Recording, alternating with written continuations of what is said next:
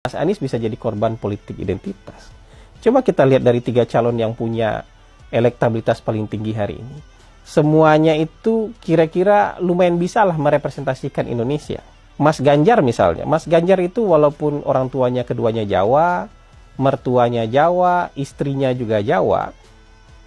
Ya, Mas Ganjarnya Jawa, istrinya Jawa, tapi lumayan masuk akal. Kenapa? Kalau di Indonesia ini peluang kita berjodoh dengan orang Jawa itu 50%, karena 1 dari 2 orang Indonesia itu orang Jawa.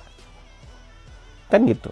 Apalagi di Pulau Jawa, kalau kita nggak pernah keluar dari Pulau Jawa, mungkin 7 dari 10 orang yang kita temui itu orang Jawa. Jadi masuk akal kalau orang Jawa kemudian ketemu jodoh orang Jawa. Ya. Kalau Pak Prabowo itu lumayan Indonesia itu. Bapaknya orang Jawa dari Banyumas, ibunya orang Manado.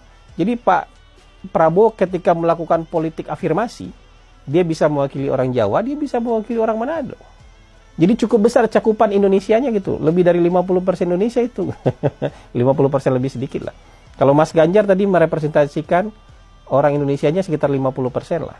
Mas Anies, ibunya Arab, bapaknya Arab, kakeknya Arab. Mas Anies nikah dengan WNI keturunan Arab.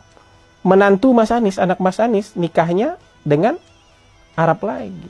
Jadi Mas Anies kalau merepresentasikan Indonesia agak kurang keindonesiaannya. Mungkin 3% Indonesia aja yang bisa direpresentasikan oleh Mas Anies kalau kita bicara politik identitas.